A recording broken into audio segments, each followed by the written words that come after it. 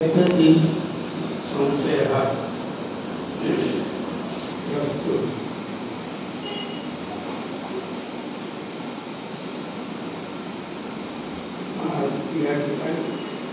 क्षेत्रवासी गावसरले ते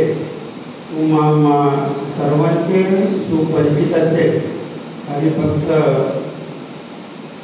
जनार्दन महाराज अधिकारी त्याचप्रमाणे त्यांचे धाकटे बंधू सुखदेव दत्तात्रय अधिकारी यांच्या मातोश्री श्रीमती किंवा गंगा भद्रश्री वालकीबाई दत्तात्रय अधिकारी या निर्लोक सोडून परलोकवासी झालेले आहेत.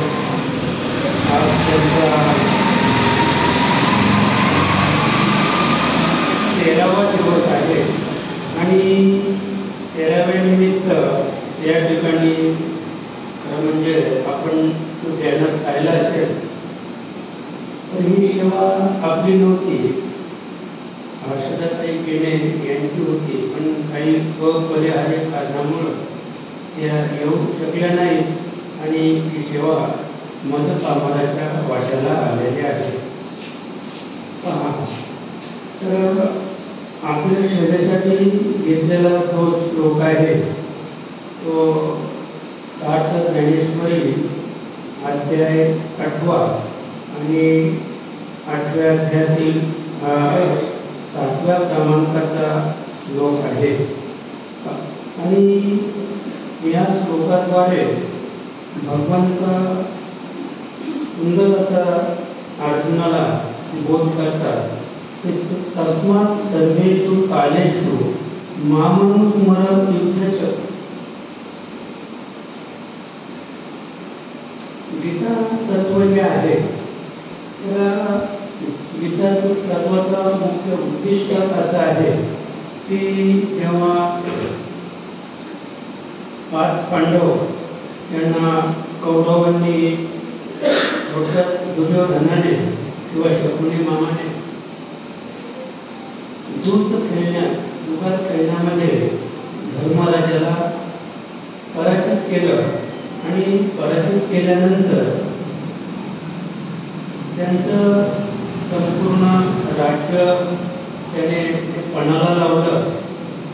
आणि एवढंच नाही तर जुगार कसा असतो आपलं महाभारतातून बोध घ्यायचे की 5 जणांची पत्नी एकट्याने जुगाराला लावली, पणाला लावली. त्या ठिकाणी त्या धर्मराजाने हा विचार केला नाही की ही जी संपत्ती आहे ही एकट्याची, द्रौपदी ही एकट्याची नव्हती पण 5 भावांची संपत्ती. थोड्या सांगायचं म्हणजे एकट्याने पणाला लावली आणि त्या युद्धामध्ये तो पराजित. आणि म्हणून आपण जुगारापासून 10 पावलं दूर राहिलो तर बरोबर. हा बोध आपल्याला घ्यायचा आहे. आणि मग ती द्रौपदी पणाला लावल्यानंतर दुर्योधनाला कुंकुची सुचली. आता द्रौपदी आपली ही दासी झालेली आहे. तर वास्तव पाहता द्रौपदीचं जे सामर्थ्य, द्रौपदीची जी शक्ती ती आदिशक्ती महामाया होती. द्रौपदी ही आदिशक्ती महामाया होती. पण इथे ते दुकान तिला पणाला लावून ती हरल्यामुळे मग दुर्योधन दुःशासनाला सांगतो तर ती आता कोणी शक्ती राहिलेली नाही, ती आदिशक्ती नाही, महामाया नाही आणि ती कोणीच नाही, तर ती आपली कोण आहे, दासी आहे. म्हणून त्याने अगदी दुःशासनाला आज्ञा केली आणि दुःशासनाने ती ऋतुस्नात असताना म्हणजे एकवस्त्री होत्या, ती एकवस्त्री असताना दुःशासनाने तिला भर सभेत ओढून आणल्यानंतर अगदी त्या ठिकाणी जी फार विक्रमणा केली गेली. ती तिच्या केसांना धरून पुढे आणली. तिने फार विनंती केली की मी म्हणजे या ठिकाणी ऋतुस्नात आहे, एक वस्त्री आहे आणि माझी विक्रमणा करू नका, कारण ती राजकन्या आणि राजपत्नी होती. तरी सुद्धा तिची त्या ठिकाणी विटंबना करण्यात आली. तिची साडीला हात घालण्यात आला आणि त्यावेळेला तिने भगवंताचा धावा केला, भगवंताचं स्मरण केलं आणि भगवंताचं स्मरण केल्यामुळं त्या ठिकाणी स्वतः भगवान श्रीकृष्ण द्वारकेहून आला आणि तिला 999 साड्या पुरवल्या गेल्या. अगदी ते थकले, साड्या खेचून थकले, त्यांना समजलं. आणि नामदेव महाराज सांगतात की भेशी तेव्हा देशी ऐसा असे तू उदार, म्हणजे उदाहरण मनविषयी आपणा, पण काय तू अकावना, तू कुणाला काय दिलं तेव्हा मला सांग. नामदेव महाराज सांगतात तू कुणालाच काही दिलेलं नाही, भेशी तेव्हा देशी, घेतल्याशिवाय तू देत नाही असं आहे. आणि म्हणून द्रौपदीने जेव्हा म्हणजे प्रत्येकाचा महाभारत असो, रामायण असो, तर प्रत्येक जीवाचं गर्वहरण केलेलं आहे. सुभद्रेला म्हणजे हेवा पडला होता की माझा सख्खा भाऊ भगवान कृष्ण असताना तो द्रौपदीवर प्रेम करतो. म्हणजे हा त्याच्या ठिकाणी एक संशय निर्माण झाला आणि तो संशय घालवण्यासाठी भगवंताने आपलं बोट कापल्याचं निमित्त केलं, रक्त गंगाळा वाहायला लागलं आणि एवढ्याच त्याने सुभद्रेला हात मारले की सुभद्रा माझं बोट कापलेलं आहे आणि जर आता इथून वेळीच परत झाला नाही तर मृत्यू सुद्धा होण्याची शक्यता आहे. तसा काही तर मारायचंच आहे तर इथली नस कापली, नस कापली तर माणूस मरतो. मला वाटतं हे उत्तर साधन आहे मारण्याचं, म्हणजे विष खाणून मरणं, भात घेऊन मरणं, पाण्यात बुडून मरणं, ह्याची आधी हेरणा करून मरणं, त्याचा सहन करणं. मला वाटतं इथे नस कापली तर काही देणारच नाही शरीराची. अगदी उत्तम वस्तू आहे, पण तरी सुद्धा तुम्ही त्याचा प्रयत्न करू नये. आणि म्हणून ते सुभद्रेला विनंती केली देवाने की माझं बोट कापल्या सुभद्रा, पण ते राज दरबार होता, सुभद्रा संपूर्ण आपल्या दरबारामध्ये फिरली पण तिला किंमत मिळालीच नाही. पोटाला बांधण्यासाठी किंमत मिळालीच नाही. अतिशय ती धावपळ उडाली होती. तेवढं तिकडचा द्रौपदीने विचारलं की जायचं काय गडबड आहे, तुमच्यासाठी जातात तर म्हणजे देवाचा पोट कापलेला आहे आणि त्याला चिंधी शोधते पण चिंधी मिळत नाही. एवढ्या द्रौपदी तिथे आली, देवाचं ते पोट पाहिलं आणि तिचा 9 लाखाचा शालू होता. एक किंमती क्षणभर सुद्धा विचार न करता 9 लाखाचा शालू कापला, एक चिंधी निर्माण केली, त्याच्या पोटाला बांधली. तर ती चिंधी तिला आडवे आणि उभे असे 999 धागे होते. 999 धागे होते. बरोबर देवाने तेवढ्याच साड्या तिला पुरवल्या. म्हणजे आपण जेवढे देवाला देतो त्याच्यापेक्षा देव आपल्याला सुद्धा काही जास्त देत नाही, आपल्याला सुद्धा काही जास्त देत नाही. फक्त जास्त काय केलं तर एका धाग्याची किंमत एका साडीने मोजली. आता साडीचे धागे कोणते येतील आपल्याला, मग देव काय देत नाही. दिशी तेव्हा दिशी हे मान्य आहे. तिने चिंधी बांधली, चिंधीचे धागे 999 होते, पण एका धाग्याची किंमत एका साडीबरोबर होईल का? तरी आम्ही म्हणतो देव काय देतो, आम्हाला देव काय देतो. आपण महाभारतात चाललो तर मग तिथे त्या ठिकाणी द्रौपदीचं वस्त्र आणण्याच्या वेळेला देवाने फार मदत केली. त्याच्यानंतर पांडव त्यांना 12 वर्षे वनवास आणि 13 वर्ष अज्ञातवास, आपल्याला लवकर इकडं यायचे आतमध्ये. आणि अज्ञातवास भोगल्यानंतर म्हणजे पांडवांवर कौरवांनी एवढी मात केलेली आहे की भीम लहान असताना त्याला विष पाजलं आणि ते हातपाय बांधून एका सरोवरामध्ये टाकून दिला भीमाला मरावं म्हणून. कारण तो होता तसा अगदी गुरुग्रही शिकत असताना त्या ठिकाणी पांडव आपल्याला वरचढ होती म्हणून कौरवांच्या ठिकाणी खूप बुद्धी निर्माण झाली. तेव्हा द्वेष निर्माण झाला आणि त्यांच्याविषयी आपल्या मनामध्ये खूप दुःखालू राहिला तेव्हा त्यांनी ठरवलं होतं की पाचही पांडवांचा नायनाट करायचा.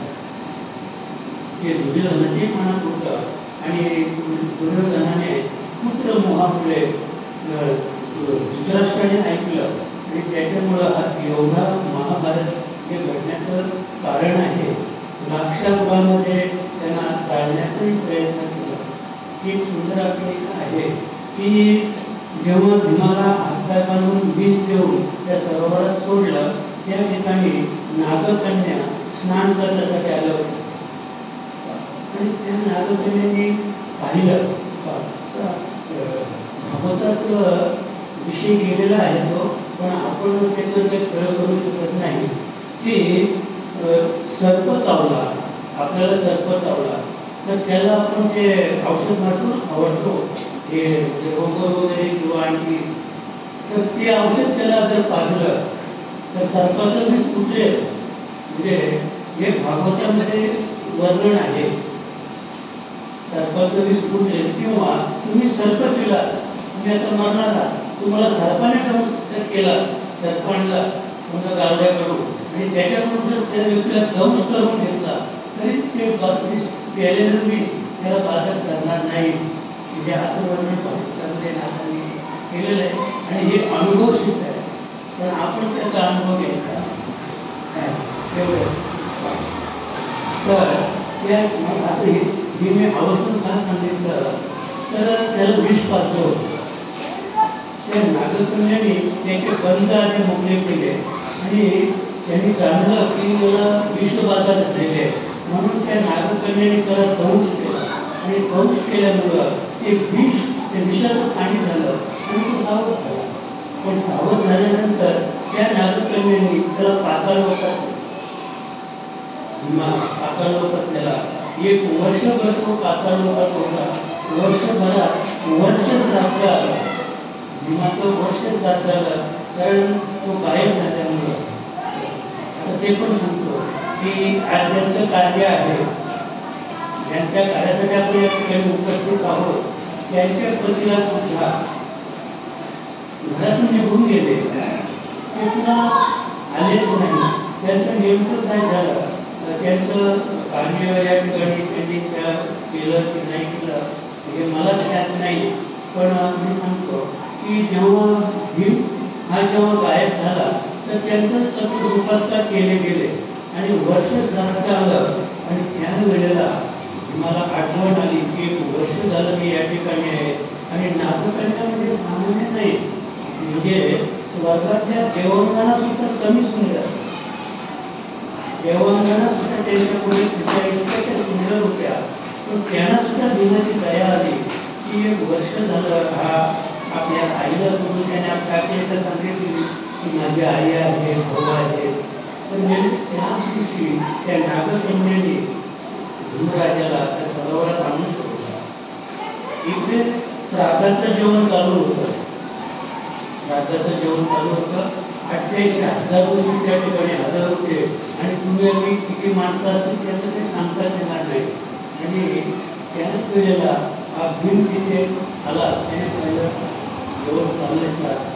श्राद्धाचंही ते कसलं आहे हे त्याला माहीत नाही, पण जेवण चालू होतं अगदी वर्षभरात. कारण पाताळ लोकांमध्ये न्हावी नाही, पाताळ लोकात न्हावी नाही आणि स्वर्गात पण न्हावी नाही, म्हणून ब्रह्मदेवाची दाढी एवढी वाढली होती. नाहीतर ब्रह्मदेवाने दाढी केस पण काढले असते, कुणाला आवडते दाढी केस, पण न्हावीच नाही.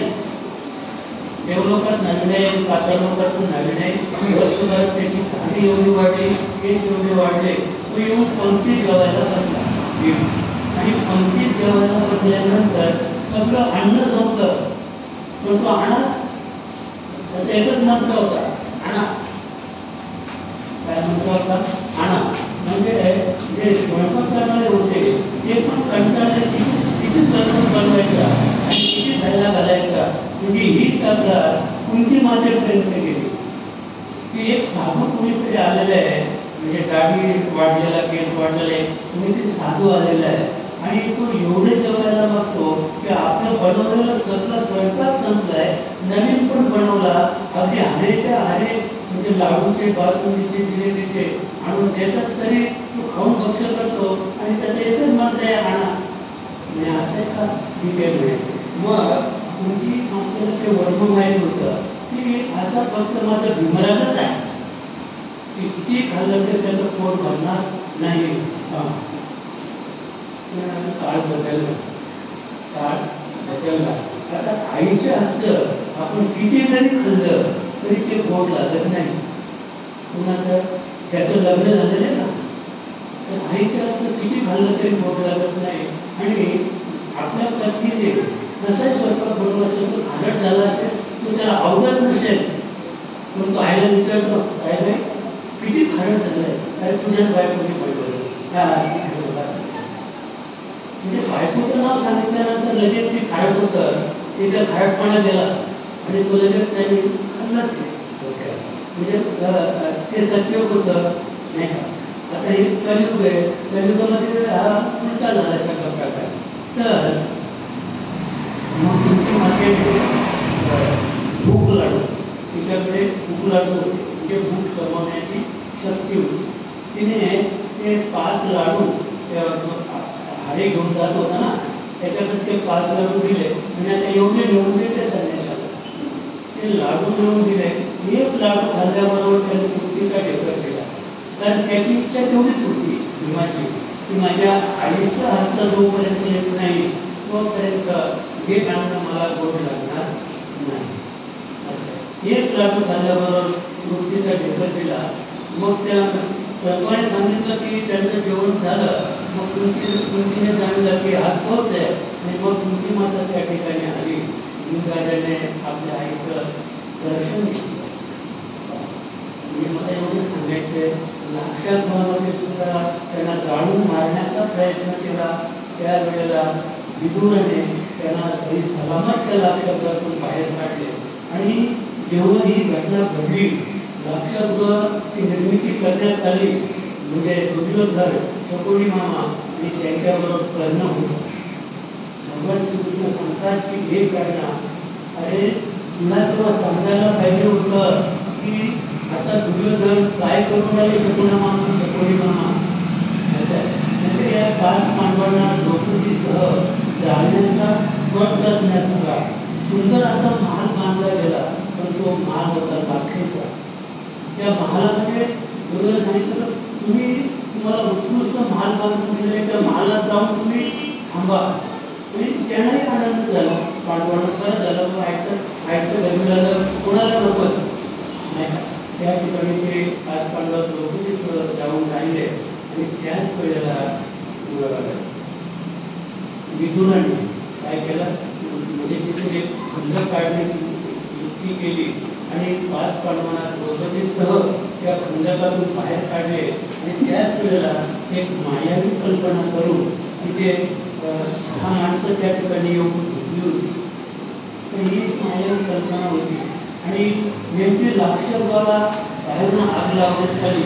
त्यावेळेला काही आतमध्ये ती जीव होती किंवा त्या व्यक्ती होत्या त्या जळून खात झाल्या. आणि दुर्योधनाला, कर्णाला आणि शकुनी मामाला एवढा आनंद झाला की पांडव लाक्षागृहात जळून गेले. पण त्यांचा भगवंत पाठीराखा आहे त्याचं कोणीच वाचन करू शकणार नाही. आणि म्हणून सही सलामत पांडव निघून गेले. पुढे विराट पर्व आहे. विराट पर्वात गेल्यानंतर दुर्योधनाने विराटाच्या गायी पळवण्यासाठी आणि ते सगळे आले गायी पळवण्यासाठी अगदी विराटाला नामोहरण केलं. गायी पळवून पण दिल्या आणि ती तक्रार अर्जुनापर्यंत आली. नेमका तो त्यांचा 13वा जो अज्ञातवास होता, 13व्या वर्षातला शेवटचा दिवस होता अज्ञातवासाचा. आणि त्यावेळेला विराटाला सांगितलं कोणी अर्जुनाने की आपण जाऊ चला. पण विराट त्या ठिकाणी न जाता उत्तराला घेऊन ते गेले. कौरवांबरोबर युद्ध केलं, त्यांची वस्त्र हरण केली कौरवांची. दुर्योधनाला सुद्धा नग्न केला होता, दुःशासनाला सुद्धा नग्न केला अर्जुनाने. त्यांचे सगळ्यांचे कपडे काढले, त्याच्यावर मोहिनास्त्र घातलं, बेशुद्ध केले त्यांना. असं आहे. आणि ही तक्रार धृतराष्ट्रापर्यंत गेली की काय नागवण झाली दुर्योधनाची, त्यावेळेला धृतराष्ट्राने जाणलं की आपली नागवण करणारा जगात अद्याप वीर जन्माला आलेला नाही, अर्जुनाशिवाय. आणि त्याच वेळेला ते युद्ध संपलं, गायी परत आणल्या आणि गायी परत आणल्यानंतर पुन्हा अर्जुन विचार केला की काही झालं तरी हे आपले भाऊबंद आहे, म्हणून त्यांची वस्त्र परत केली, त्यांचं ते त्यांच्यावरती मेहनत टाकलं होतं ते करून घेतलं आणि अगदी त्यांचं हिंदवतच निघालं असं म्हणायला हरकत नाही. आणि आपलं त्याच दिवशी त्यांनी प्रगट केलं. आणि मग भगवान श्रीकृष्ण 5 पांडव परत आले. आपलं कुठे यायचे युद्धाचं विजय येण्यासाठी एवढं महाभारत आपल्याला ऐकावं लागलं किंवा सांगावं लागलं. तर मग आता ही सगळी मंडळी 13-15 वर्ष भोगून आणि हस्तिनापुरात आलेले आहेत. पुन्हा अगदी नीती धर्माप्रमाणे त्यांनी मागणी केली की तुमच्या म्हणण्याप्रमाणे 12 वर्ष वनवास, 13 वर्ष अज्ञातवास भोगून आम्ही चाललेलो आहोत. आता आम्हाला राजाचा वाटा द्या, हस्तिनापूरचं जे राज्य आहे त्याचा अर्धा वाटा आम्हाला द्या. पण दुर्योधनाने नाकारलं. विदुराने फार प्रयत्न केले पण त्यांचाही म्हणजे असफल झाला. दुर्योधनाने सुद्धा वक्तव्य. त्याचप्रमाणे मातंग मैत्रेय नावाचे ऋषी त्या ठिकाणी आले होते. मैत्रेय नावाच्या ऋषीला सुद्धा वाटलं होतं की आपण सांगून पाहूया. हा दुर्योधनाची सर्वात काढली तर दुर्योधन ऐकला नाही. मी नेहमी सांगत असतो की त्या वेळेला मैत्रेय नावाच्या ऋषीचं जर धृतराष्ट्राने दुर्योधनाने ऐकलं असतं तर महाभारत घडलंच नसतं.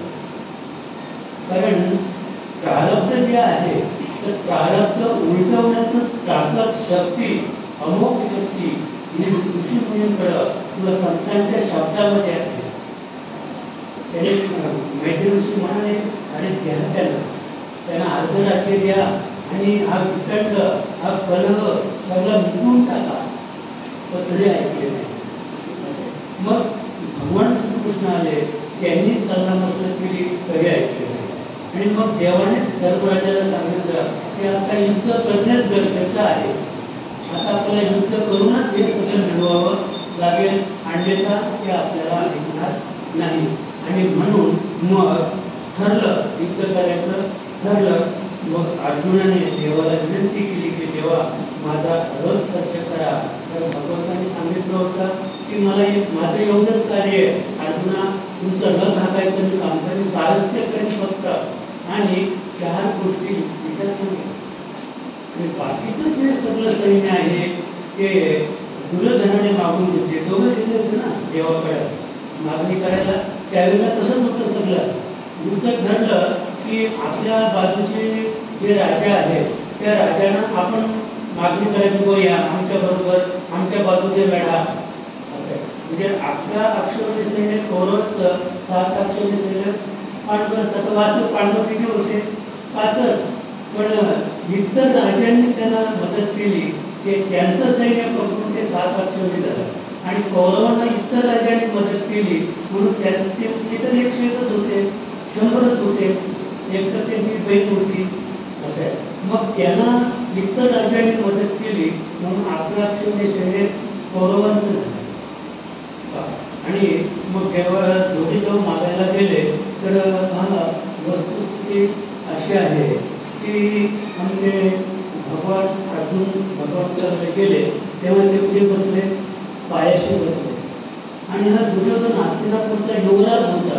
आणि युवराज असल्यामुळं पायाकडे बसून चालले तर युवराजाला किंवा खाली आपण जर सांगितलं की बसायचे.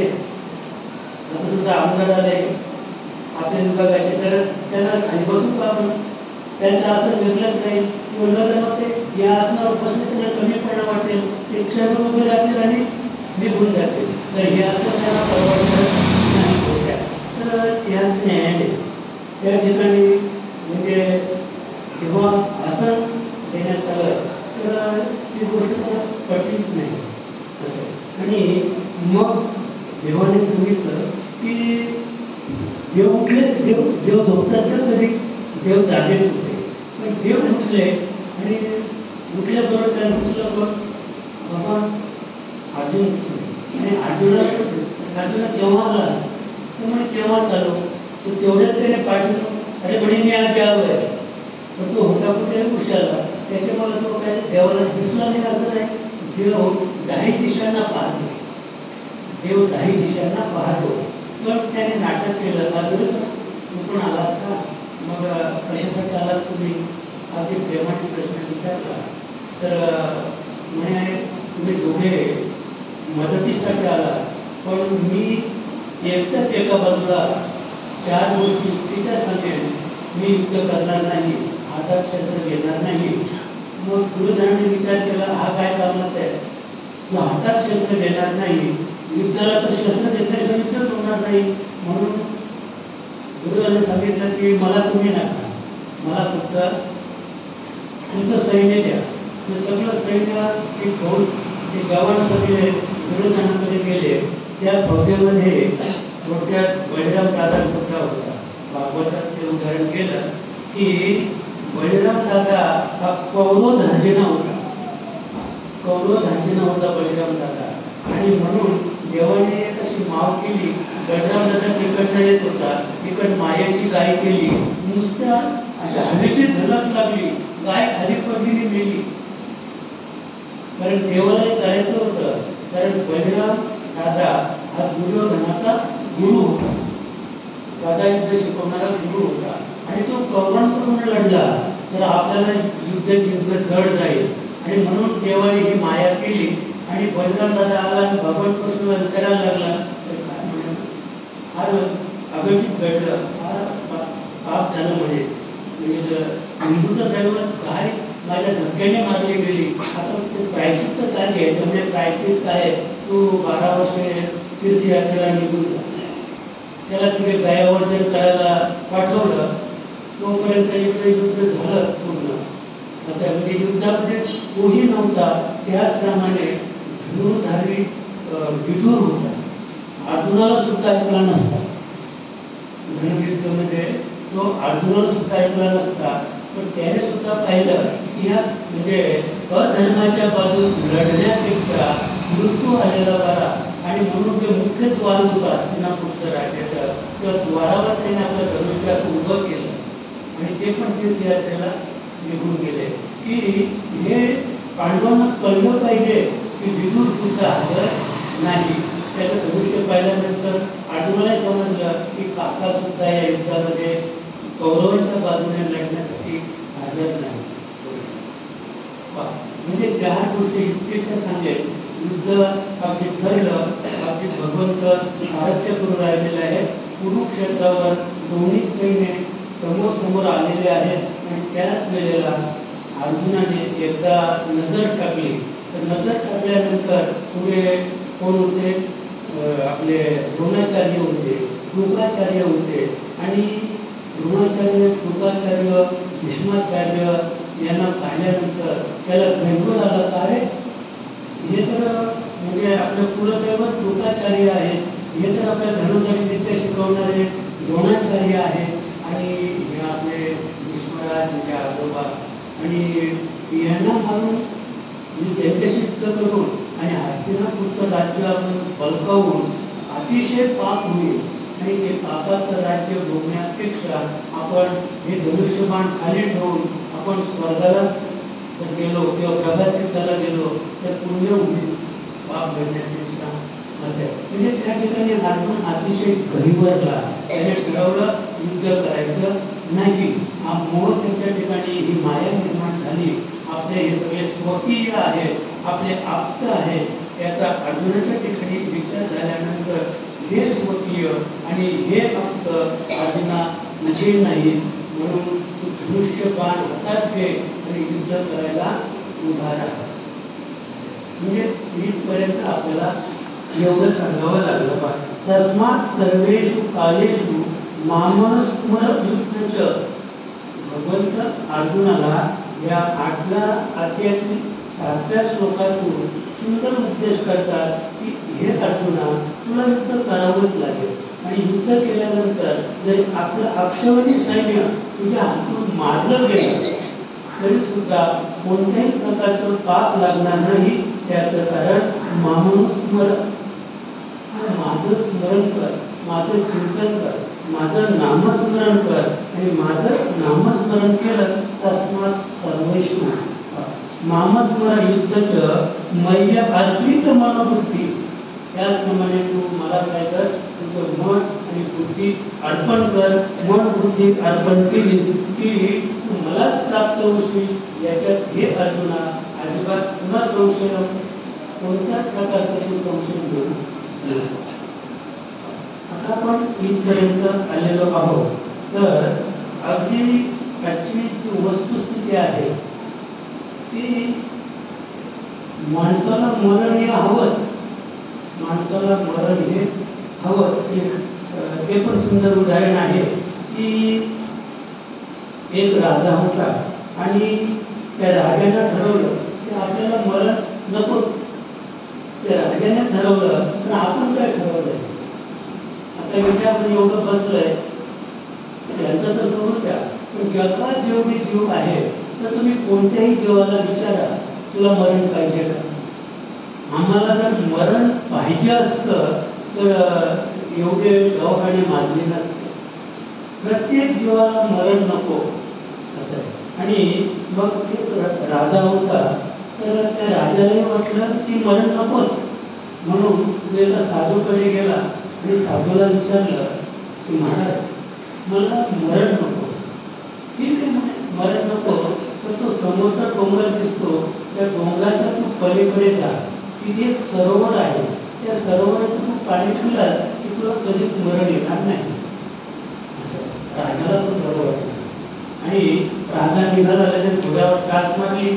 घोडा अगदी भरधाव वेगाने त्या सरोवरापर्यंत पोहोचला. घोडा एका झाडाला बांधला आणि राजा त्या सरोवराच्या किनारी गेला. पाणी कोणीच घेतलं आणि पाणी पिणार आणि अमर होणार एवढ्यात त्याला तिथे एका कणण्याचा आवाज आला.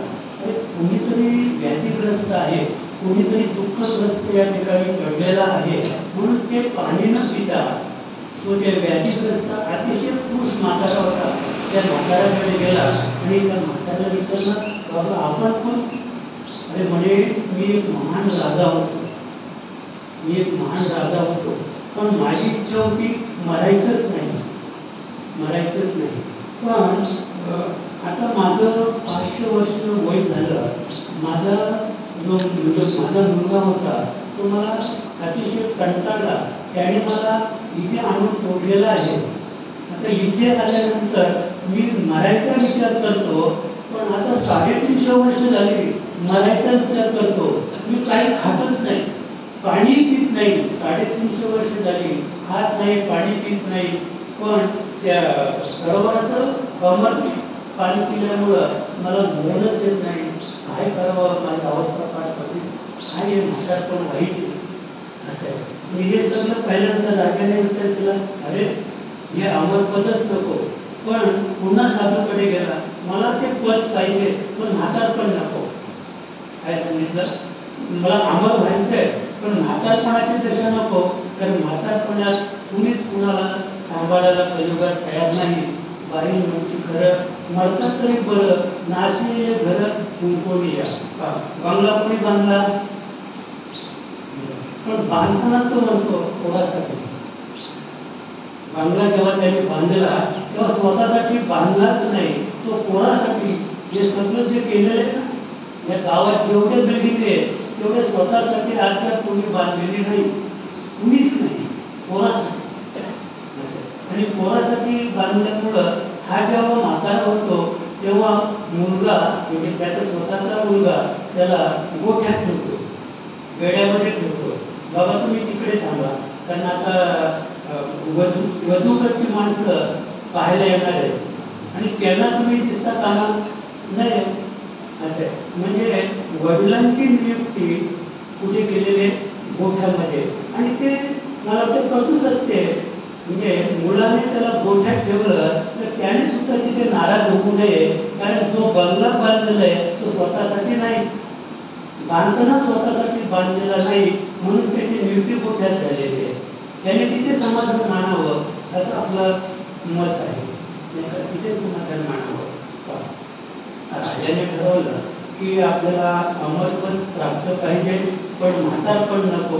पुन्हा साधूकडे साधूने सांगितलं की आता तू ज्या सरोवरापर्यंत गेला होता ना, तिथून पुढे नजर टाक. पुढे अध्यात्मिक डोंगर आहे, त्या डोंगराच्या पलीकडं एक झाड आहे, वृक्ष आहे, आणि त्या वृक्षाला अगदी परिपक्व पिवळी पिवळी फळं आलेली आहेत. त्याच्यातील एक फळ खा, म्हणजे तुला कधीच म्हातारपण येणार नाही आणि तू कधीच मरणार नाही, अमर होशील.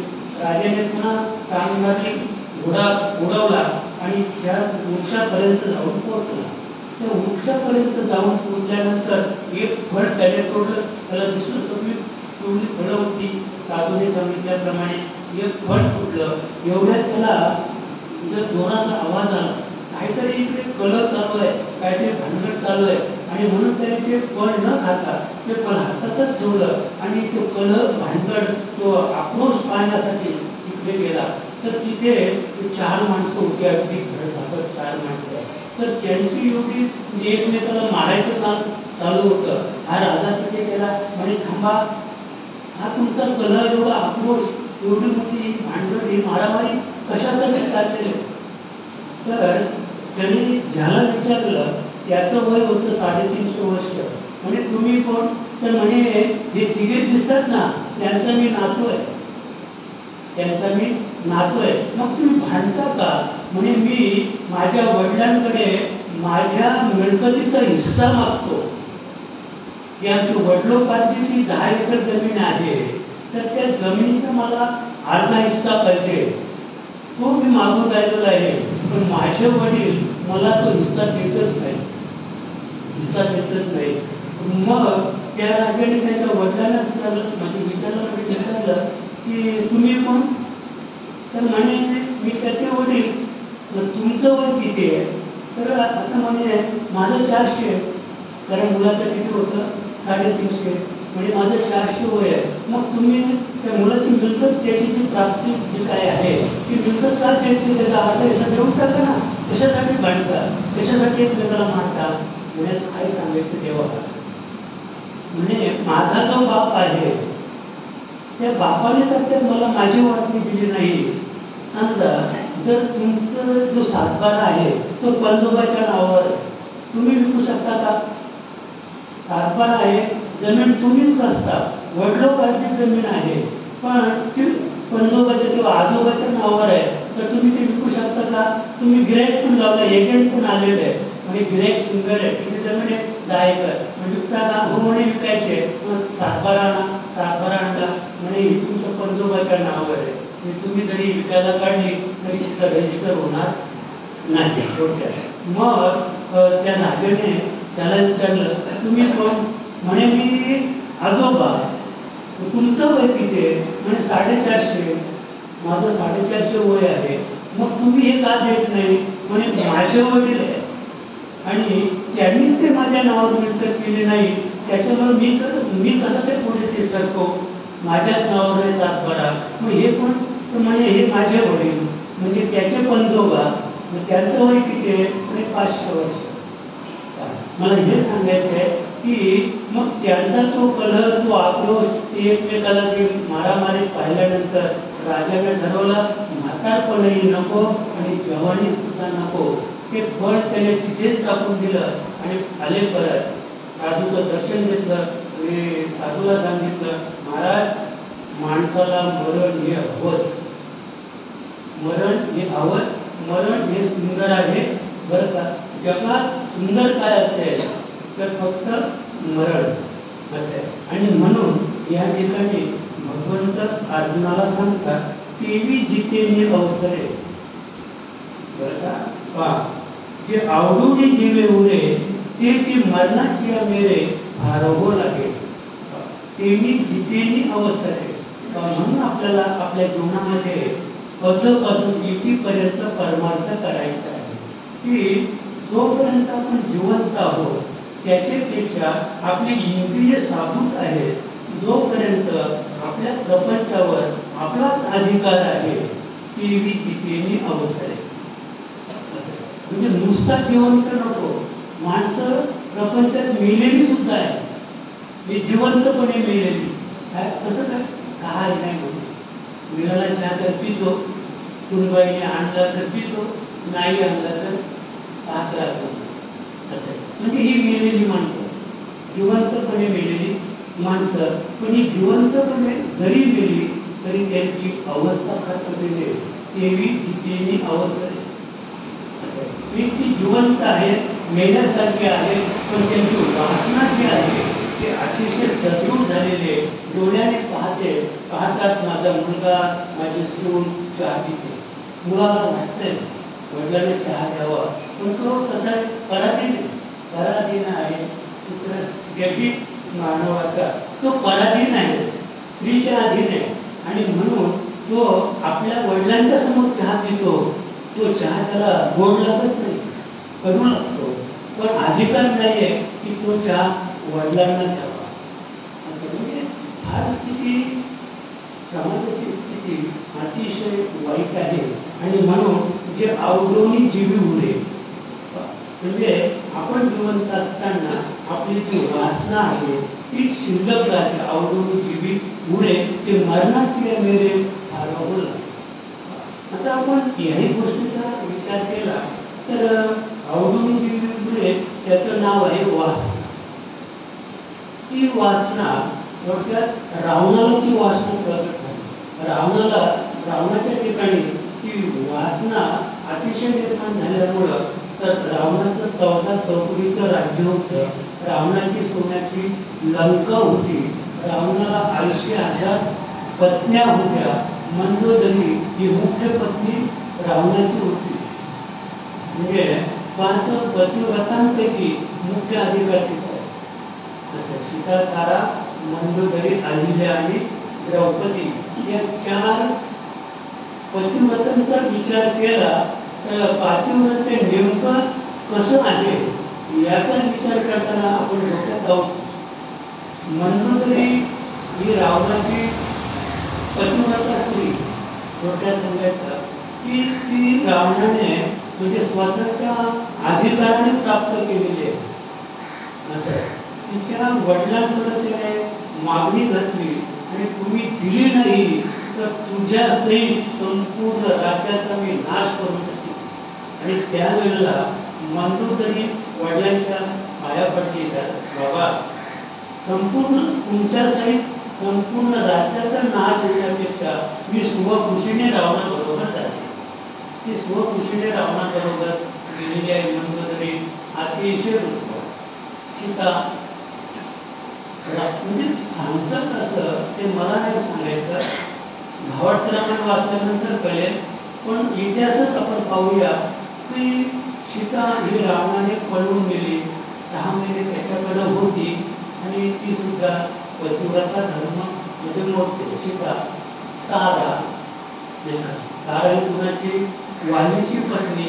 ते सध्या कुणाकडे आहे, सुग्रीवाकडे आहे, फिराकडे आहे. पण पूर्वीचा काळ असा होता, घाटावर अजून ती कथा आहे, घाटावर अजून ती कथा आहे. मोठा भाऊ वारला आणि त्याची जी पत्नी आहे ती पत्नी धाकट्या भावाला ठेवण्याचा अधिकार अद्याप आहे. ती पत्नी धाकट्या भावाने ठेवायची आणि नियोग पद्धतीने कारण माझ्या मला तो शब्द आठवत होता, जनार्दन सगळे सांगितला. तर नियोग पद्धतीने मोठ्या भावजाईकडून छोट्या दिराकडून नियोग पद्धतीने तिच्याकडून संतती प्राप्त करायची आणि त्या मोठ्या भावाचा जो काही वाटणी असेल ती त्या मुलाला, त्या पत्नीला म्हणजे भावजेला द्यायची. त्याला नियोग पद्धत म्हणतात. नियोग पद्धत. तर तसं आपल्याला एकंदरीत हा विचार आपल्याला जर पाहायचा असेल तर मग रावणाने सीतेला पळून गेली ती पतिव्रता आहे. तारा ही कुणाकडे राहिली, सुग्रीवाकडे राहिली, ती पतिव्रता आहे. म्हणजे सीता, तारा, मंदोदरी, अहिल्या. आता अहिल्याची अवस्था तर आपल्याला माहीतच आहे की इंद्राने गौतम ऋषीचं रूप घेऊन ती भोगली गेली. गौतमाने तिला शाप दिला, ती शिला होऊन पडली, ती पतिव्रता. आणि 5 नंबरला जे आहे द्रौपदी, जी समाजात दुष्टासनाने विटंबना केली ती सुद्धा पतिव्रता. आज आपण काल पाहिलं की धर्माची व्याख्या कोणतं दान केल्यानंतर आपल्याला पुण्य प्राप्त होईल हा निर्णय घेण्याचा अधिकार आपल्याला नाही. तशात म्हणजे नेमकी पतिव्रता कोण आहे त्याचं सुद्धा वर्म आपल्याला कळलेलं नाही. आणि म्हणून रावणाने सीतेला पळवून दिली, मी एवढंच सांगू इच्छितो. आणि पळून गेल्यानंतर आवडून जीवी उरे तो मरणाचे वेळे हरवू लागेल त्याचा विचार जर आपण केला तर रावणाला जिवंतच मारावं लागलं. वासना जी आहे आणि म्हणून वासने जी बाई होय हरिरूप आपल्याला आपल्या जीवनामध्ये असं कार्य करायचं आहे तो वासनेला हरिरूप करायचे असं. अन्यथा वासना शिल्लक राहिली रावणाची तर रावणाला जिवंतपणे मारावं लागलं. वासना जीवाला जिवंतपणे मारतेच मारते पण मेल्यानंतर सुद्धा जन्माला आणते. वासना इतकी प्रबल आहे. रावण जिवंतपणे गेला, जिवंतपणे मरावं लागलं वासनेमुळं. मग वासना मिळली का? रावण गेला पण वासना मिळली का? वासना नाही गेली. वासना त्याला पुन्हा जन्म घ्यायला केलेला. जसं की लोखंड आपल्याला लोखंडाचा विळा बांधवायचा आहे, लोखंडाचा विळा बांधवायचा आहे तर ते लोखंड घेऊन आपल्याला लोहाकडे जायचं आहे. लोहा त्या लोखंडाला मुशीत घालतो, तापवतो आणि ते लोखंड लहान झालं, लोखंड लहान होतं. लहान झालं की तो त्या सांशीने पकडून बाहेर काढतो, आयरणीवर ठेवतो आणि वरून घणाने त्याला मार घेतो. वास्तविक पाहता हा मार कोण खातो? अग्नी. अग्नीने त्या लोखंडाची संगती केल्यामुळं अग्नी मार खातो. तुम्ही म्हणाल कसं? तर लोखंड काळं पडलं की तो मार नाही देत आहे. लोखंड जे लहान आहे तोपर्यंत तो घणाने मारतो. मग कुणाला मारतो? तो अग्नीला मारतो. आणि लोखंड काळं पडलं म्हणजे अग्नीचं शक्ती संपली की मग तो लगेच थांबवत होते का पुन्हा मुशीत टाकतो, त्याला लोखंडाला पुन्हा मुशीत टाकतो. तसं मला हे सांगायचे रावण जरी मेला आमच्या म्हणजे या देहाला जरी मृत्यू आला तरी पण वासना जी आहे ते अग्निरूप आहे. वासना ही अग्निरूप आहे आणि ती शिल्लक राहते आणि पुन्हा आपल्याला जन्म घ्यायला लावते. म्हणून जितेने अवसरे जो भूगुणी जीवी तो मरणाच्या मेरे हरवू लागे. जरी आम्हाला मृत्यू आला या देहाला तरी पुन्हा आपल्याला जन्म घ्यावा लागतो. आणि त्याच्यासाठी आपल्याला काय या ठिकाणी फार सुंदर आणि मरणे दया जो आढळवे तो तिची गती ते पावे म्हणून नित्य स्मरावे मातेची तुवा. आणि हे अर्जुना जरी वासना शिल्लक राहिली ते जर जिवंतपणे जर या देहाला जाळलं तरी मेल्यानंतर ती सुद्धा पुन्हा जन्म घ्यायला लावते. पण त्याच्यावर उपाय आहे का अर्जुना? त्याच्यावर उपाय आहे काय? तर मरणे दया जो आठवे तो त्याची गती ते पावे म्हणून नित्य स्मरावे मातेची तुवा. तर मृत्यूच्या वेळेला तू जर माझी आठवण काढलीस तर तू त्याच गतीला म्हणजे मला तेवढं प्राप्त होशील अर्जुना. म्हणून घाबरायचं काही कारण नाही. त्याच्यासाठी आपल्याला वासनेला हरिरूप करायचे, वासना मारायची नाही, माया मारायची नाही. वासना मरत नाही आणि माया सुद्धा मरत नाही. तिला फक्त प्रेमाने आपल्याला आपलीशी करायचे आणि प्रेमाने तिला भगवंताचं नामस्मरण करायला वासनेला लावायचं आहे. अगदी सकाळी तिथं सुंदर विषय त्याला भागवतामध्ये की उद्धवाची शंका आणि भगवान श्रीकृष्ण काढतायत की हे देवा ध्यान आणि स्मरण कसं करायचं एवढं मला सांगा. तर इतकं सुंदर वक्तव्य भगवंताने आज केलं भागवतामध्ये की हे उद्धवा तुला सांगतो माझ्या मनीचं तुझ्या एक श्रीकृष्ण मंदिर आहे. त्या श्रीकृष्ण मंदिरात माझी मूर्ती आहे. हे उद्धवा माझ्या मूर्तीचं ध्यान करू नको. माझ्या मूर्तीचं जरी तू ध्यान केलंस तरी माझी प्राप्ती तुला होणार नाही उद्धवा. मग उद्धव म्हणतो मग काय करू तेव्हा? तर त्याने सांगितलं की माझ्या अंगाचं सुद्धा ध्यान करू नको आणि प्रत्यंगाचं सुद्धा ध्यान करू नको. आता अंग म्हणजे काय? तर आपण भगवंताची जी मूर्ती पाहतो ती त्याचं अंग, आणि प्रत्यंग म्हणजे मयूर पिच्छ आणि ती सावळं त्याचं पितांबर त्याच्या अंगावर आहे. कदाचित त्याच्याबरोबर काही गाई वासरं असतील, पावा वाजवणारा भगवान श्रीकृष्ण हे त्याचं म्हणजे बाह्यांग आहे. तर त्या बाह्यांगाचं सुद्धा तू उद्धवा ध्यान करू नकोस. मग तू काय कर? तर माझं जे हास्यवदन आहे, हास्यवदन माझ्याकडे पहा, माझ्या चेहऱ्याकडे पहा, माझा चेहरा कसा आहे? हास्यवदन आहे. त्या हास्यवदनाचं तू ध्यान कर. त्या हास्यवदनाचं तू ध्यान कर. इतकं सुंदर विषय आज गेला. त्या हास्यवदनाचं ध्यान कर. आम्हालाही बरं वाटतं. काय करायचं आता? देवाच्या हास्यवदनाचं ध्यान करायचं. देव पुढे जाऊन ते तुझं ओळीत सांगतो, आता उद्धवा तर माझ्या हास्यवदनाचं सुद्धा ध्यान करू नको. मग हास्यवदन पाहिल्यानंतर तुला जो आनंद झाला, माझं हास्यवदन पाहिल्यानंतर तुला जो आनंद झाला त्या आनंदाचं ध्यान कर. या सगळ्या गोष्टी सोबत त्या आनंदाचं ध्यान कर. आता मलाही बरं वाटलं बघ आपल्या आनंदात जायचं आहे, पण त्याच्या पुढच्या मी पुन्हा बघत होतो. आता माझ्या आनंदाचं पण ध्यान करू नको. आता आनंद परमानंदात विलीन कर, परमानंदात विलीन कर. आता तू परमानंदाचं ध्यान कर उद्धवा. आता परमानंदाचं ध्यान कसं काय करायचं? नाही उद्धव म्हणतो तेव्हा हे ध्यान कसं काय करायचं? आता हे म्हणजे आता परमानंद जो आहे तो मत स्वरूप आहे. आता तू मत स्वरूपाचं ध्यान कर, मत स्वरूपाचं. आता माझ्या स्वरूपाचं ध्यान कर. तर माझं स्वरूप म्हणजे काय? तर मंदिरात उभारते मूर्तीरूप असं. मग पुन्हा तेव्हा मत स्वरूप म्हणजे काय? अरे मत स्वरूप म्हणजे तुझं आहे तुझं पाशी, पण तू जागा चुकलाशी. हे उद्धवा मत स्वरूप म्हणजे मी तुझ्या हृदयामध्ये वास करतो, त्याचं तू ध्यान कर. असं जर सांगितलं असतं उद्धवाला की मी तुझ्या हृदयात आहे, त्याचं तू ध्यान कर, तर झालं असतं ना, एवढं संपलं असतं. पण एवढं देवाला सांगावं लागलं असं. आता हे झालं ध्यानाच्या बाबतीत देवाचं. आता स्मरण म्हणजे देवा स्मरण कसं करायचं?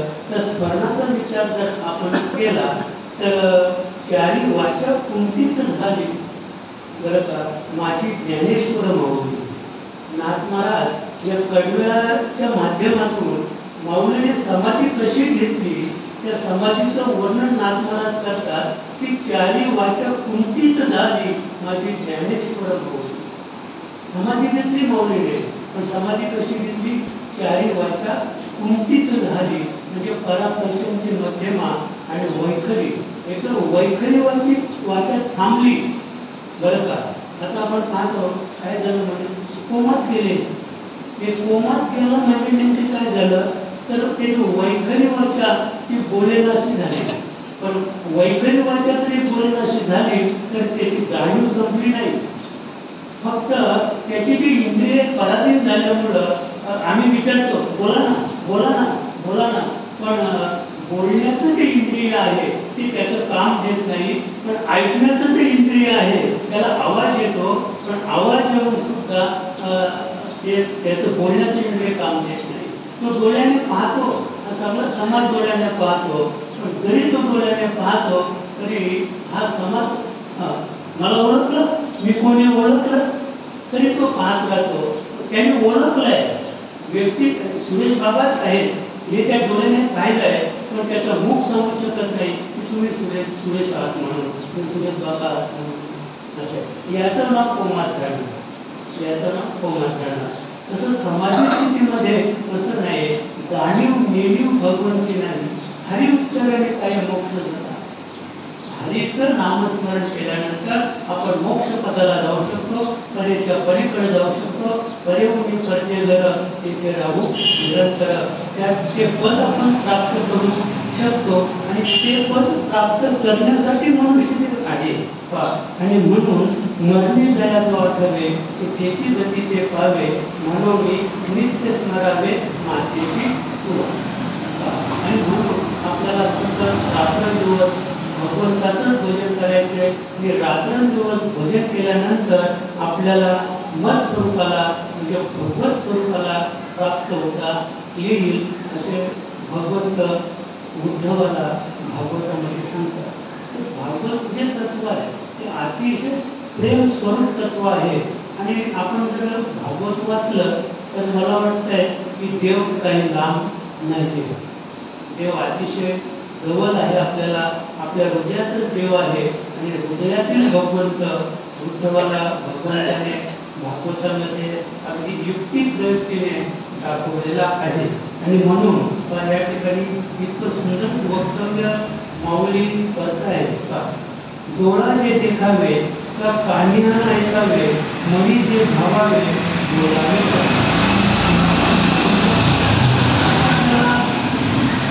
मृत्यूच्या समयी भगवंताचं स्मरण करायचे. आता भगवंताचं स्मरण करण्यासाठी या ठिकाणी भगवंत म्हणजे माऊली ज्ञानोबाराया त्याचा ती 3 ठिकाणी विभागणी करते. डोळा, कान आणि बोलणे. डोळ्याने पाहणे, कानाने ऐकणे आणि मुखाने बोलणे त्याला अनुग्रह म्हणतात. याला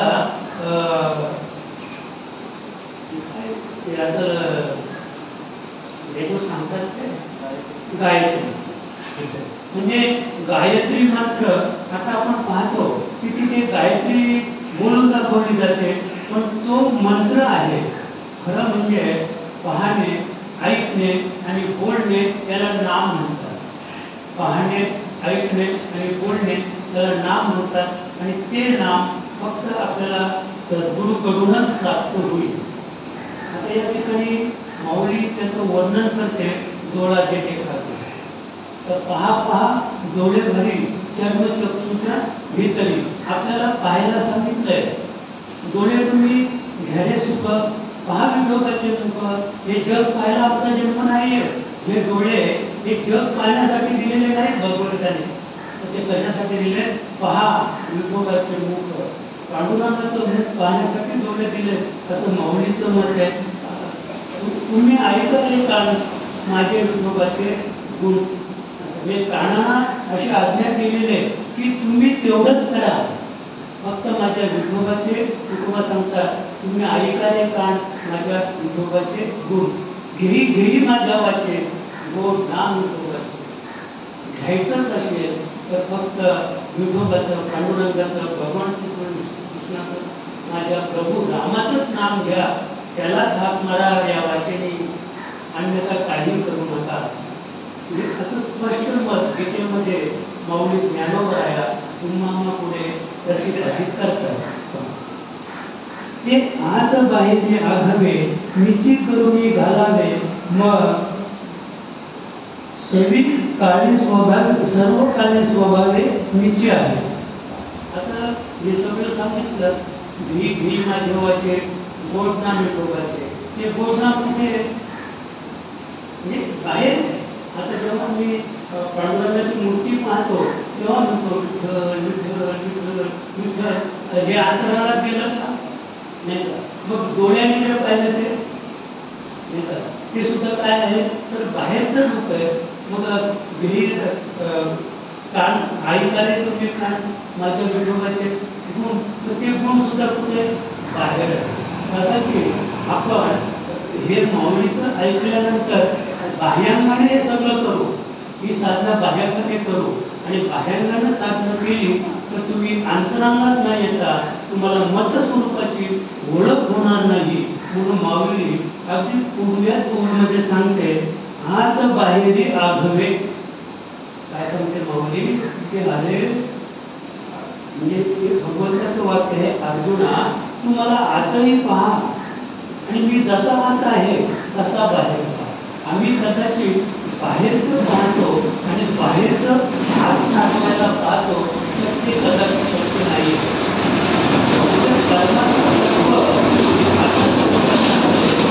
आधी तू माझ्या स्वरूपाची ओळख करून घे. म्हणजे माझ्या स्वरूपाची तुला ओळख झाली की मग तू बाहेर पाहायला शिक. मग तुला बाहेर काय दिसेल? सर्वगती राम देहादेही एक सूर्यप्रकाशक सहस्ररश्मी. तू तुझ्या ठिकाणी वास करणारा मी, माझी ओळख तुला झाली की मग ओळखारे वस्तू, मग तुला मी जो वस्तू रूपाने आहे तो संपूर्ण विश्वास बनलेला आहे, त्याची ओळख तुला बनावली. इतकं सुंदर या ठिकाणी ते आज बाहेर आलोय, आज आली बाहेर आली आणि ते घरी पोहोचले.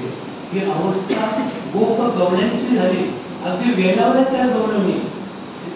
भगवंताने त्याचं जे स्वरूप आहे ते स्वरूप त्या गवळणींना दाखवलं. कुठे दाखवलं? आतमध्ये दाखवलं. आतमध्ये ते स्वरूप दाखवल्यानंतर त्यांची जी दृष्टी आहे ती अंतर्मुख झाली. नंतर त्या देहावर आल्या, भानावर आल्या, तर त्या डोळ्याने बाहेर पाहायला लागल्या, तर बाहेर त्यांना त्या भगवान श्रीकृष्ण दिसला नाही. अंतर्मुख होण्यासाठी ज्याचा आधार घेतला तो आधार निराधार झाला. आणि आता त्या भानावर आल्या, देहावर आल्या, बाहेर पाहायला लागल्या, तर आता जो आनंद स्वरूपाकडे लीन झाल्यानंतर जो आनंद होता तो आनंद आता बाहेर ओसंडून वाहत होता. या डोळ्यातून तो आनंद ओसंडून वाहत होता, देवाचं स्वरूप पाहताना. आणि म्हणून ते आत बाहेर राघवे मिची करुणी झाला. आता मी आतही आहे, बाहेरही आहे, सर्वांसाठी भरून उरलेला आहे. तो असा जो मी, तो मला काय कर आज म्हणजे मिची करुणी घालावे, म्हणजे तो मी आहे या देहामध्ये, तो मी आहे, तो मी काय करा घाला, म्हणजे तत्स्वरूप करा. मग सर्विकाने स्वभावे मिची आहे. म्हणजे अशी वृत्ती तुमची मांडली, थोडक्यात वृत्ती ही निवृत्त झाली. वृत्ती निवृत्त होईल या स्थितीला पोचल्यानंतर, आणि मग सर्विकाली स्वभावे विचार. मग काळवेल नाम उच्चारिता नाही, दोन्ही पक्ष काही उत्तरती. मग वेळ काही शिल्लक जात नाही नामस्मरणासाठी.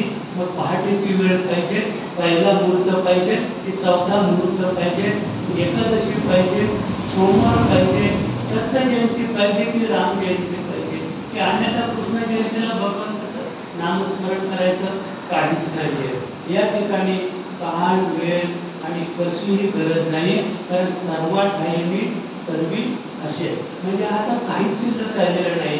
तुम्ही कोणत्याही दिशेकडे पाहू नका. मी पूर्वेला नाही, पश्चिमेला नाही, थोडक्यात मी काही दिशा करून उरलेला आहे. अशी माझी ती स्वरूप स्थिती आहे. मग सर्वी काही स्वभावे विचार. या स्थितीपर्यंत साधक पोहोचला पाहिजे, आणि त्याच्यासाठी आपल्याला योग्य सद्गुरूची निवड करावी लागेल. जसं तर योग्य सद्गुरू आपल्याला प्राप्त झाला नाही, तर सर्व घटात भरलेला भगवंत आपल्याला प्राप्त करणे अतिशय कठीण आहे. कारण नामदेव महाराज सांगतात की समुद्राचे पाणी मुंगी मुखांतून काढायला लागून श्रमत होते. या स्थितीत ऐकायला आपल्याला सोपं गेलं, नाही तर श्रवण करायला सोपं गेलं, पण त्या स्थितीपर्यंत पोहोचण्यासाठी, ते स्मरण करण्यासाठी अतिशय कठीण आहे. नामदेव महाराज सांगतात की केशवाची भक्ती कठीण त्या होती, इतकी कठीण भक्ती सोपी नाही. तुका म्हणे सोपे आहे सार्वभौमी, शहाणा घरी घेतो येते असं, पण त्याला तिथे कसं शहाण्याचं काम आहे असं आहे, पण अतिशय कठीण आहे. नामदेव महाराज सांगतात की समुद्र आटवायचं ठरवलं तर मला वाटतंय पाणी काढायची मोटर मला वाटतं जास्तीत जास्त किती हाऊस असेल मोटर किती, कारण आम्हाला तुमचं 10 हाऊसपर्यंतच माहीत आहे. कदाचित आहे हजारो हाऊस पॉवरची, 10,000 हाऊस पॉवरची सुद्धा पाणी काढणारी मोटर आहे. पण अशा 10,000 हाऊस पॉवरच्या कोट्यावधी मोटारी लावल्या तरी समुद्राचं पाणी अटवता येणार नाही. पण नामदेव महाराज सांगतात की समुद्राचं पाणी अटवणं अति सोपं जाईल.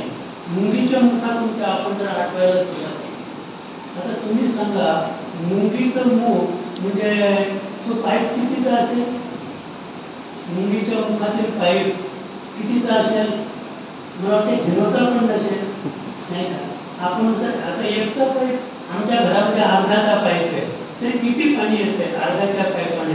तो मुंगीच्या मुखातून जो पाईप काढलेला आहे तो पाईप किती असेल हे कुणाला सांगता येणार नाही. त्याचा अनुमान नामदेव महाराजांनी काढलेला आहे की त्या पाईपाने जर आपण समुद्र आटवायला घेतला तर सोपं नाही, सहज आठवता येईल. नामदेव महाराज श्रम थोडे, काही श्रम लागणार नाही समुद्र आठवत. मुंगीच्या मुखातून पाणी सुरुवात केली तर ईश्वरची भक्ती कठीण होती. या स्थितीपर्यंत पोहोचण्यासाठी आपल्याला फार कठीण अशा परिश्रमातून, कठीण अशा प्रसंगातून आपल्याला परमार्थ करावा लागेल. आगा आयशिया जरी झालिया मग ते मरिजे देव गेलिया, महासंग्राम केलिया भय काय सांगतो या ठिकाणी. तर अर्जुनाचा मोह की मी मरेन म्हणजे हा मोह त्यांना आहे. खरं म्हणजे जो शूर आहे, जो धनुर्धर आहे, तर हे कसे मारायचे याची भीती त्याला नाही आहे. तर त्याच्या ठिकाणी त्याची जी 10 इंद्रिय आहेत बरं का. आता हा जो संग्राम गीतेमध्ये जो संग्राम आहे तो कौरवांबरोबर पांडवांचा नाही आहे. तर 5 तत्व आहे, पृथ्वी आप तेज वायू आकाश, हे 5 पांडव आहे. आणि 5 जे कौरवांच्या बाबतीत सांगायचं झालं तर काम, क्रोध, लोभ, मोह, मद, मत्सर किंवा जी पंचकर्मेंद्रिय, पंचज्ञानेंद्रिय आणि 11वं मन, म्हणजे हा जो संग्राम आहे.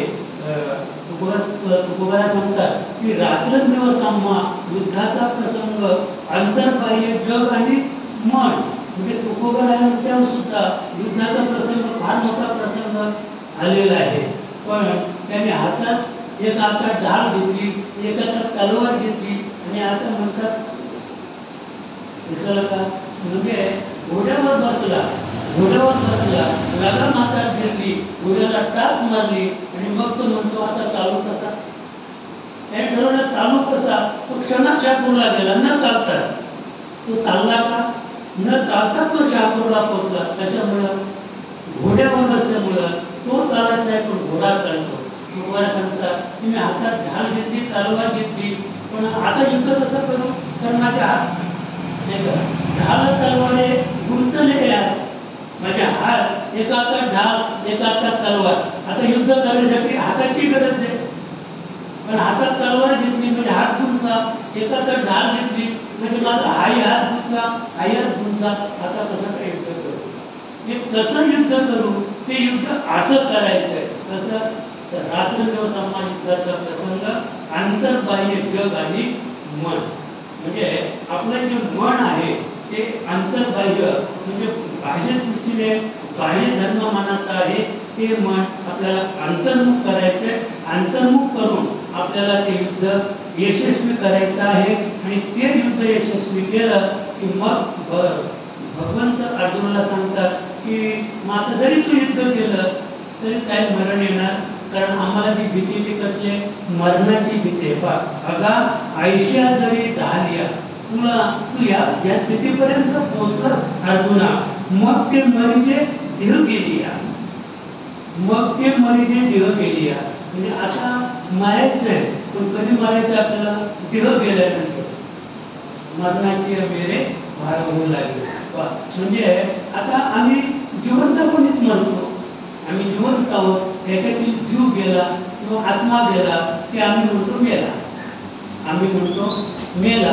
पण या ठिकाणी भगवान सांगतात की मग न म्हणजे देह गेली, म्हणजे हा देह जरी गेला तरी तू मरणार नाहीस. म्हणजे असा या देहाला सोडून जाणारा जो जीव आहे तो जीव अनादी आहे. त्याचप्रमाणे जो आत्मा आहे तो सुद्धा अनादी आहे.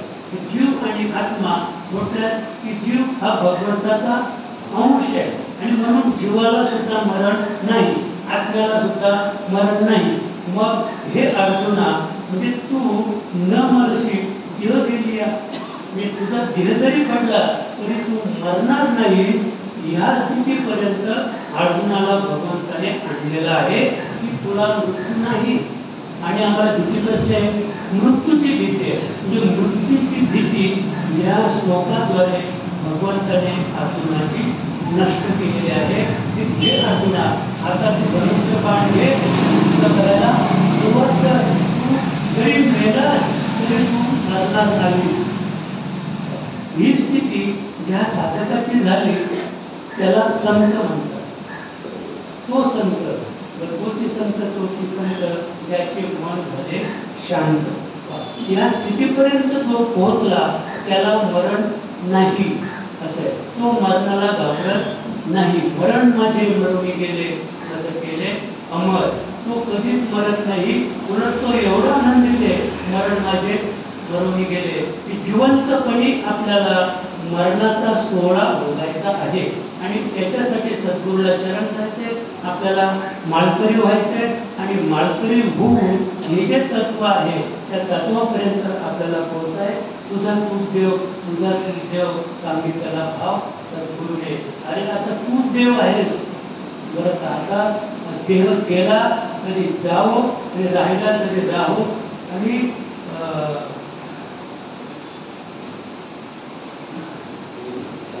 जिनेमध्ये नाव असे देह गेला तरी जावं राहिला तरी राहो असे. आणि देहाची जिनेमध्ये दोरीच्या सारखा जिनेमध्ये नाव. सुंदर वर्णन की दोरीवर सारखा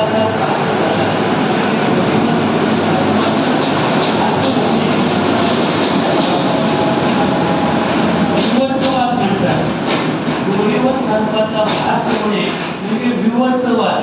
म्हणजे दोरीच आहे त्याच्यावर सर्प नाही. तो सर्प नाही पण सर्पाचा भास झाला म्हणजे नसताना भास होणे त्याला विवर्तवाद म्हणतात. मग आता तो भास झालेला आहे पण आम्ही जेव्हा त्याचं प्रत्यक्ष अनुकरण केलं तर तो साप होता का नव्हता. ती दोरीच आहे. मग तो सर्प कुठे जन्माला आला का जिने मरणे व्हावं. म्हणजे सर्प जन्मालाच आला नाही. मग जेव्हा आम्हाला दोरीची सत्यता कळली तेव्हा सर्प मेला का नाही.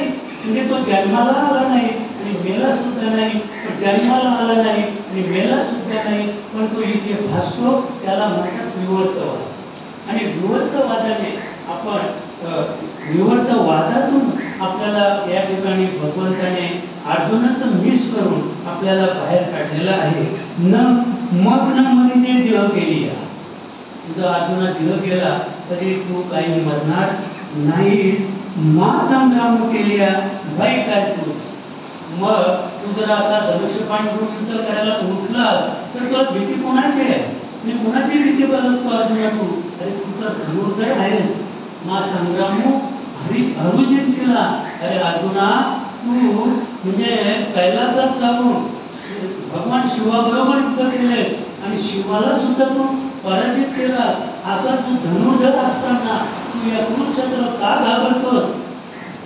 तर तो आपल्या सैन्याला घाबरत नव्हता तर तो घाबरत होता मरायला. स्वतःच्या मृत्यूला घाबरत होता. त्याला त्याच्या मृत्यूचं भय भगवंताने नष्ट केलं. आणि मृत्यूचं भय नष्ट करून त्याला सांगितलं की आता तू म्हणजे जिवंतपणे मेलेला आहेस. तुझा मृत्यू मी मारलेला आहे. आणि हे सगळं तत्व हा भ्रम भगवान श्रीकृष्णाने अपूर्वाचा काढलेला आहे. बरं का.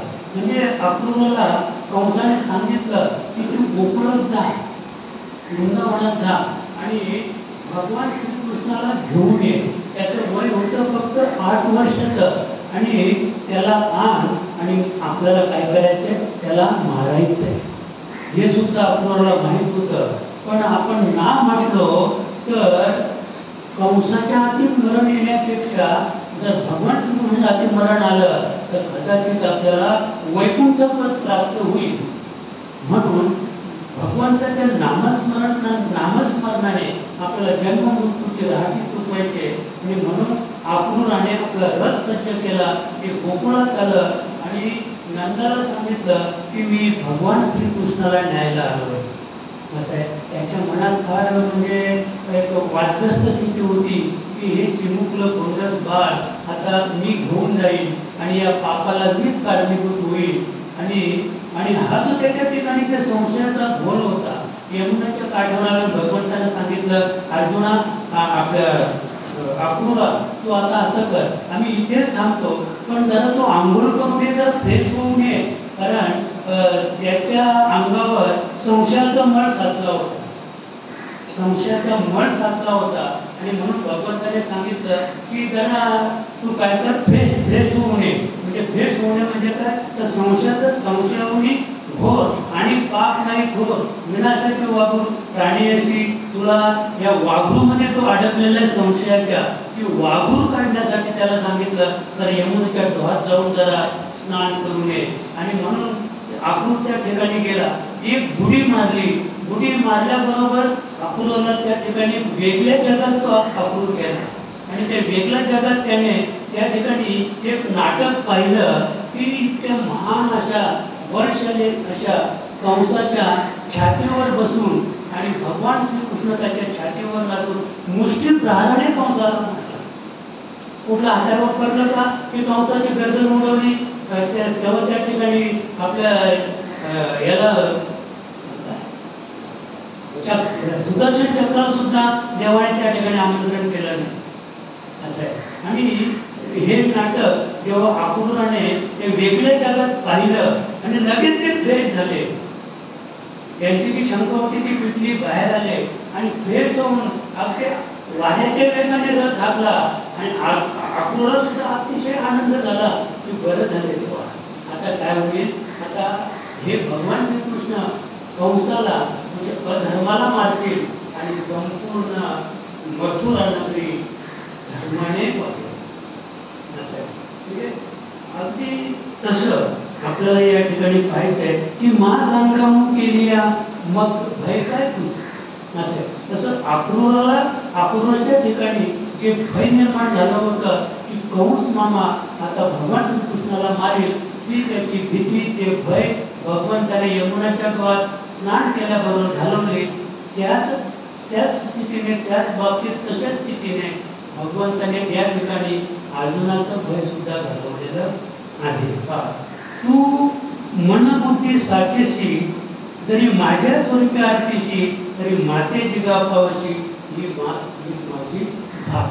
भगवंताने या ठिकाणी अगदी आन घेऊन शक्तीवर अर्जुनाला सांगितलेलं आहे की हे अर्जुना, तू आता तुझी जी बुद्धी आहे, तुझं जे मन आहे, मन आणि बुद्धी तू मला अर्पण कर. असं आता मन बुद्धी मला अर्पण करणं, त्याचं सुद्धा आपल्याला अंतःकरण पंचकाकडं जावं लागेल. कारण अंतःकरण पंचकाकडं गेल्याशिवाय मत स्वरूप होणं हे कठीण आहे. कारण मनाची जी धाव आहे, मनाचा जो धर्म आहे तो बाह्य आहे. मन नेहमी बाहेरच पाहत असतो.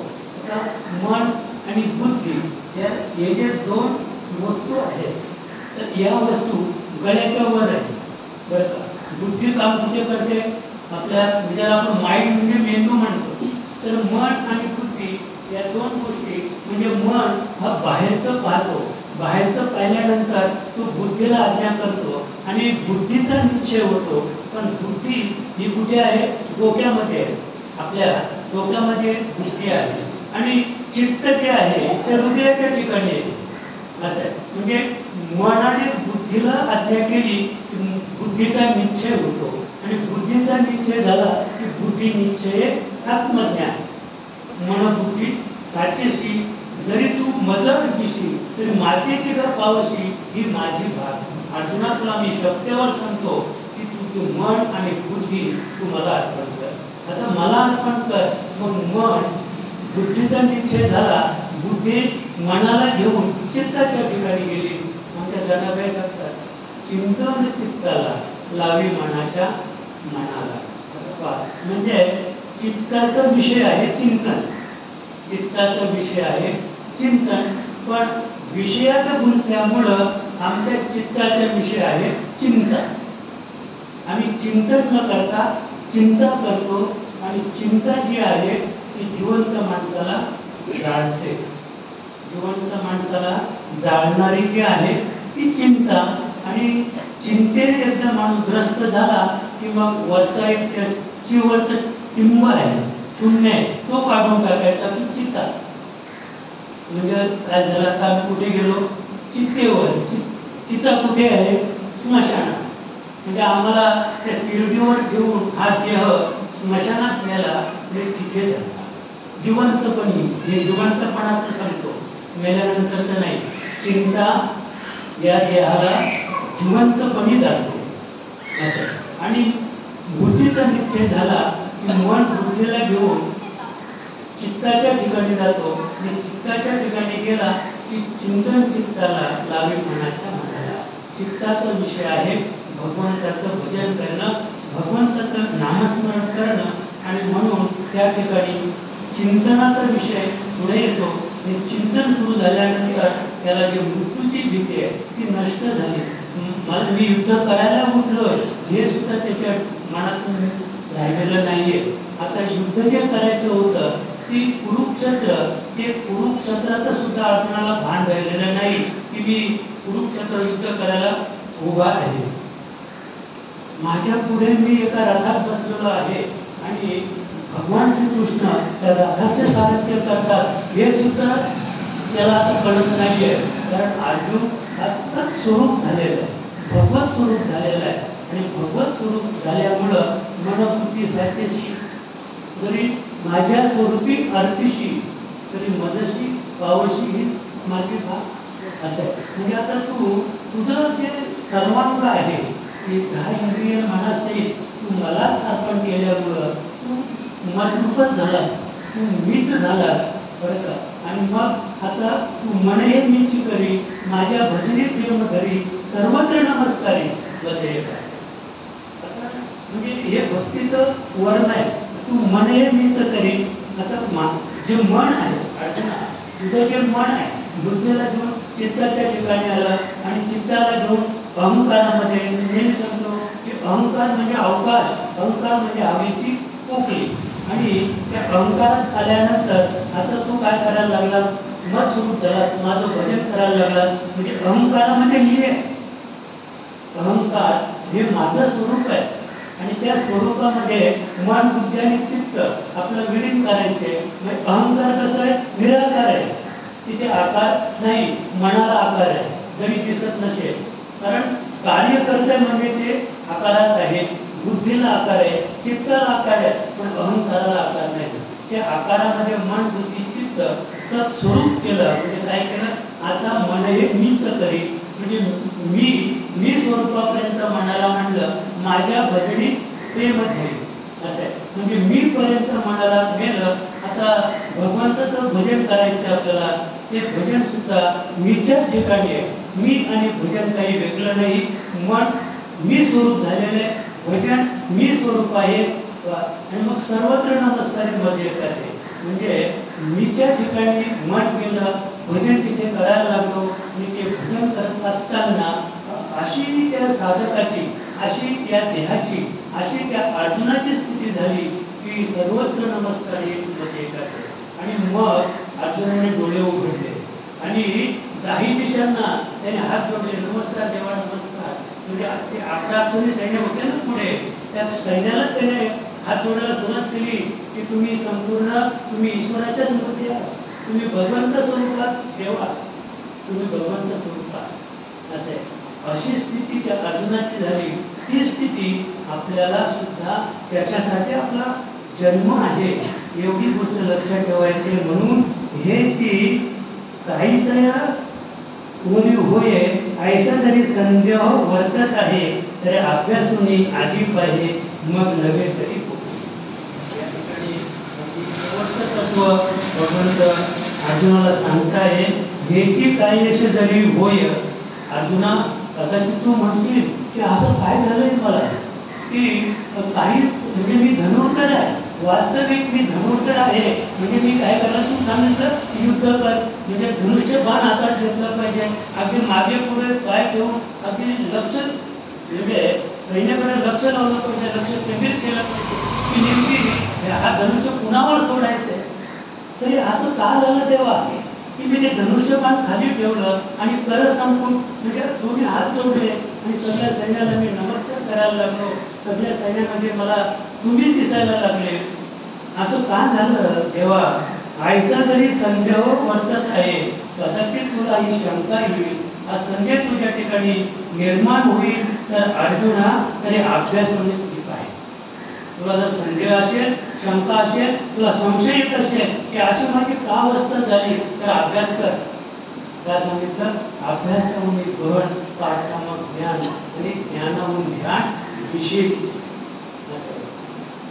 प्रार्थना करावी लागेल आपल्याला अभ्यास करावा लागेल अभ्यासापेक्षा ध्यान आणि ध्यानाहून ज्ञान विशेष ज्ञान फार गहन आहे श्रेष्ठ आहे अर्जुना तुला त्याची अनुभूती घ्यायची असेल तुला शंका आली असेल तर त्या शंकेतून बाहेर पडण्यासाठी तू अभ्यास कर बस आणि तिथे जाऊन मग नव्हे तरी आणि अभ्यास कर आणि अभ्यास करून तुला हे कळलं नाही ज्ञान या ज्ञानापर्यंत तू पोहोचला नाहीस तर मग तू माझ्यावर राहावं किती सुंदर या ठिकाणी माऊलीने मोठीबद्ध रीतीने त्याचं विवेचन केलेलं आहे की जे तत्व भगवंताने अर्जुनाला सांगितलं अर्जुनाच्या तत्वापर्यंत मग स्वरूपापर्यंत पोहोचवलं अगदी भगवान श्रीकृष्ण आणि अर्जुन शिष्य आणि सद्गुरू हे वेगळे नाही शिष्य सद्गुरू पदाला प्राप्त केलेला आहे पण भागवतात एक इतकी सुंदर मूवी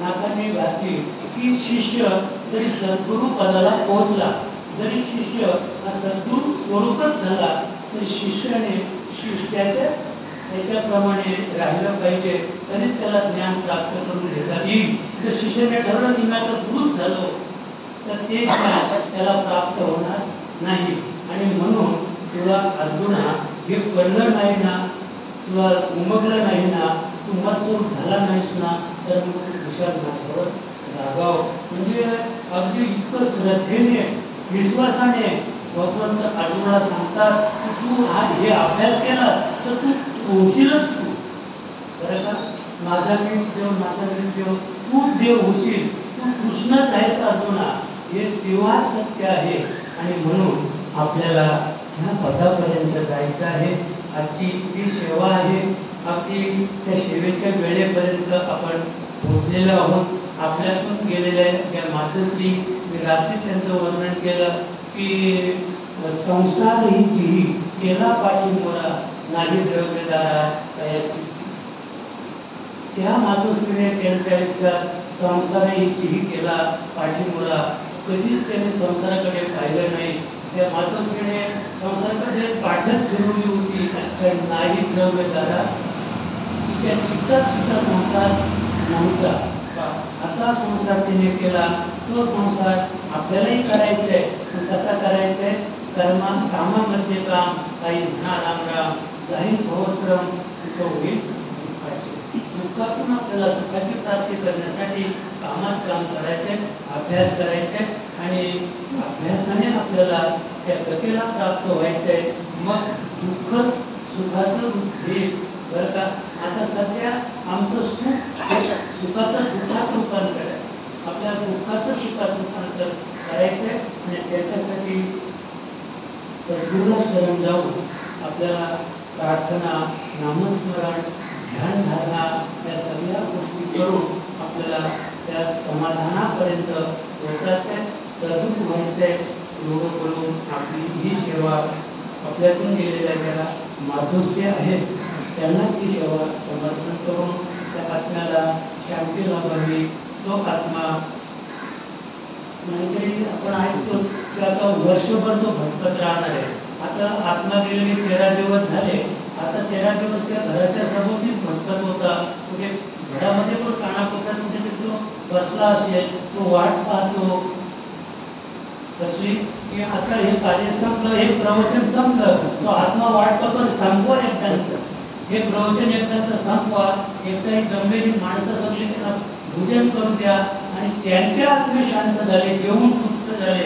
की मग माझ्या आत्म्याला शांती मिळेल असा तो आत्मा वाट पाहतो ही वेदाची भाषा आहे बरं का आता आणखी आजचा जो माणूस आहे त्याने त्या आत्म्याला एवढा गुंतवलाय आता पुन्हा मासिक श्राद्ध पाक्षिक श्राद्ध आता प्रत्येक महिन्याला तो घास काढतो म्हणजे ते आता वास्तविकतेने हे सगळं सोडून जायला पाहिजे त्या आत्म्याने हा जाऊनच देत त्याचा जो मुलगा आहे ना, त्या म्हणजे ज्या घरात ती विभूती जन्माला आली होती तिचा जो मुलगा आहे त्याने ठरवलंय की तो आत्मशांतच करायचा.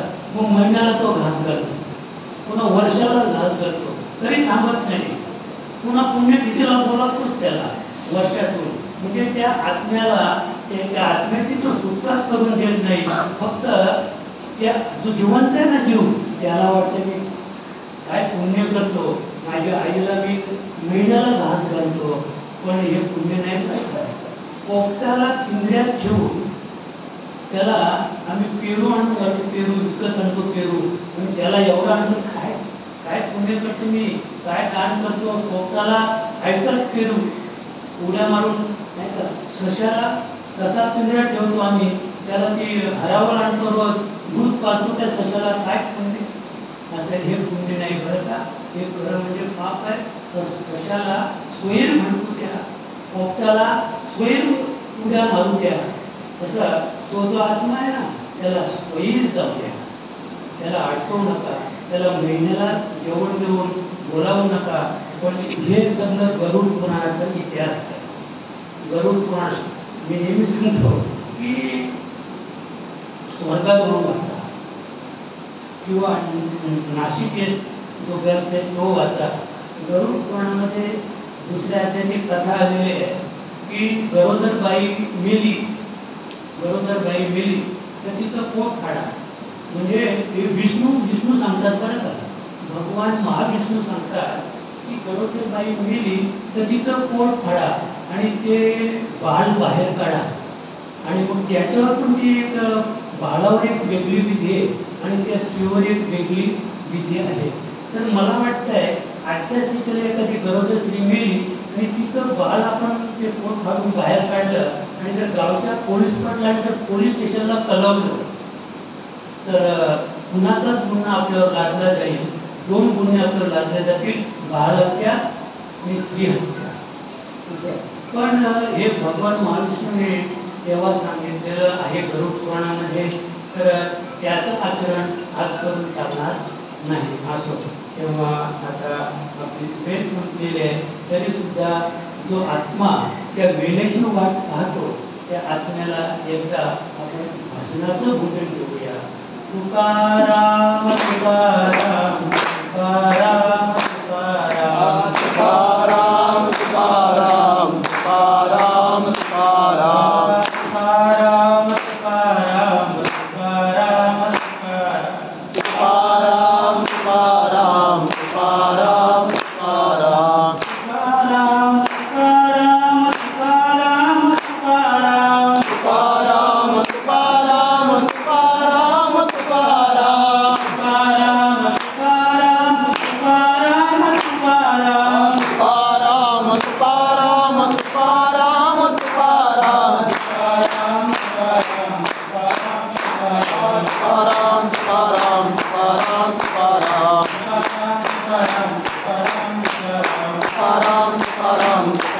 तुकाराम